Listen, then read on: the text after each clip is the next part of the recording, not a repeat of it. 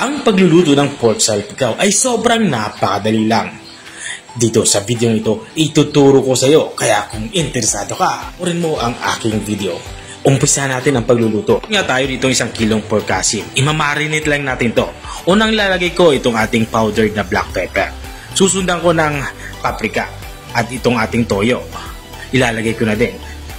At maglalagay na din ako dito ng liquid seasoning para mas malasa at mas mabango ang ating lulutuing ulam. Dadagdagan ko na din ito ng oyster sauce. Mga 1 kutsarang oyster sauce ay pwede na yan. Makaraan nating ilagay ang ating mga pang-marinade na sangkap ay ahaluin lang natin ito ng maigi para manuot ang lasa dito sa ating karning baboy. Mamarinate natin to ng at least 3 hours kung nagmamadali kayo, pero kung hindi naman kayo nagmamadali, pwede namang overnight natin itong i-marinate. At makalipas nga natin itong i-marinate ay nagkumuha na ako dito ng kawali at naglagay na din ako ng mantika. At nang uminit na nga ang mantika ay nilagyan ko na ito ng bawang. Bali 2 pirasong buong bawang nga ang aking ginagamit dito. At kapag natusta na itong ating inilagay na bawang, ay tatabi na natin to. Katulad na nakikita nyo, may paggagamitan tayo niyan mamaya. At matapos natin itong mailipat dito sa malinis na lagayan, dito naman sa natira nating mantika ay ilalagay na natin itong ating na-marinate na karning baboy. Dahan-dahan lang natin itong ibuhos para hindi sumama itong ating liquid, yung pinagbabara natin ng ating karning baboy.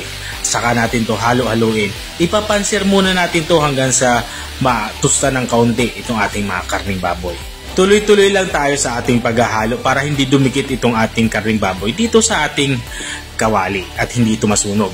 At dito sa parte ito ay nilalagay ko na nga itong ating pinagbabaran at saka ko ito tatakpan at papakuluan ng mga 25 minutes o hanggang sa lumambot ang ating karning baboy. At makalipas nga ng 25 minutes ay binuksan ko na ito ay natuyo na ang ating sabaw at maglalagay na din ako dito ng butter para mas malinamnam ang ating nilulutong ulam. Tutunawin ko lang yung butter, ako to ihahalo dito sa ating karning baboy. Tuloy-tuloy lang tayo sa paghahalo.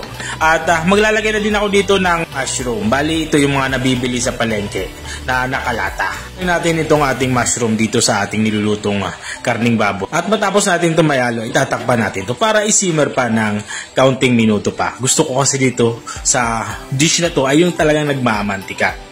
At makalipas ka na nga halos 1 minuto din pagsisimmer ay binuksan ko na ito at dito naman sa parte nito ay lutong-luto na nga itong ating ulam pananghalian. Bago natin ito i-serve, i-garnish natin yung ating prinitong bawang kanina. At mayroon din tayo dito spring onion. Ilagay na din natin sa ibabaw. At ito, ready to serve na nga itong ating napakasarap at napakabangong pork salpikaw.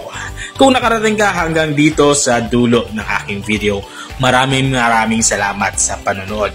Kung nagustuhan mo naman tong bagong recipe kong ibinahagi ngayong araw, baka pwede mo naman tong i-share. O siya, hanggang dito na ako. Hanggang sa muli, bye-bye!